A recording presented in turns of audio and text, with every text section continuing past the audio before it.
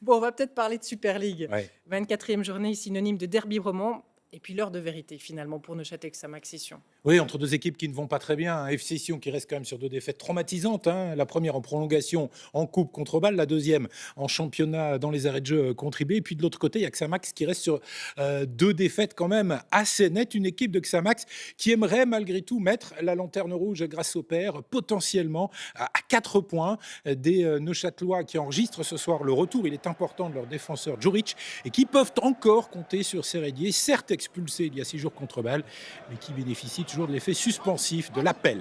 Et très vite dans ce match, l'opposition de style est nette. Xamax laisse le ballon à Sion, mais dès la récupération, ça va très vite. Nuzzolo, Ramizzi, Pululu ont vu depuis 7 minutes et c'est 1-0 pour Neuchâtel.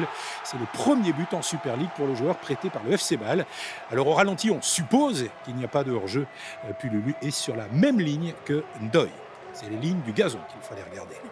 Voilà. Alors, une autre illustration de la volonté neuchâteloise d'aller de l'avant, à la 18e minute, le ballon arrive dans les pieds de Ramizzi, le numéro 8 de Xamax ne se pose pas de questions et frappe, ça passe tout près du but de Fickencher.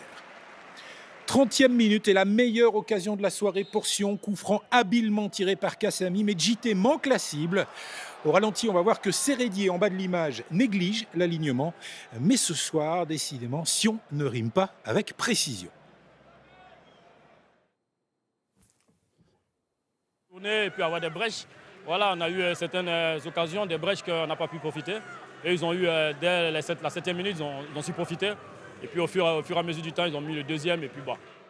Et puis bah, le deuxième, le voici. Tout part comme souvent du pied de Nuzzolo. Fickencher repousse dans les pieds de Pululu. Et pour sa deuxième titularisation, le jeune homme ne se pose pas de questions. À 19 ans, il se souviendra très longtemps de ce soir de mars 2019.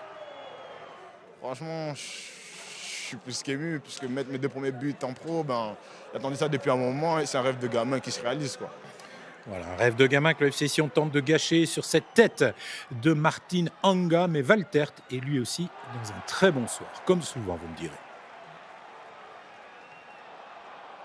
Alors au retour des vestiaires, la tendance se confirme. Sion a le ballon, Xamax les occasions. Sur celle-ci, Nuzzolo et ses 35 ans se jouent des 24 ans de Biraman Ndoye.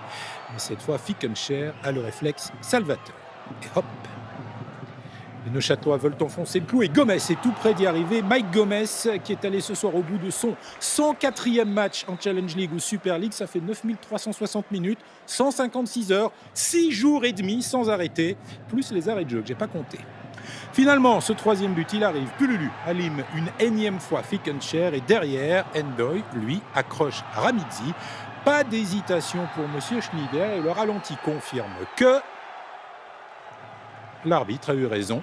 Nuzzolo, sans coup fait rire derrière pour son 12e but de la saison et pour assurer à Xamax 3 points très importants dans la lutte pour le maintien.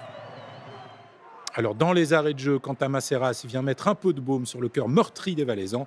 Mais vous allez le voir, le langage corporel des deux entraîneurs est éloquent. Ça fait 3 victoires en 5 matchs de l'air en chaud et une seule victoire en 2019 pour le Sion de Murat Yakin. Oui, des visages éloquents et effectivement, Neuchâtel-Xamax qui s'est découvert un attaquant incroyable. Hein, Ouais, Pululu. il est pas mal ce jeune homme.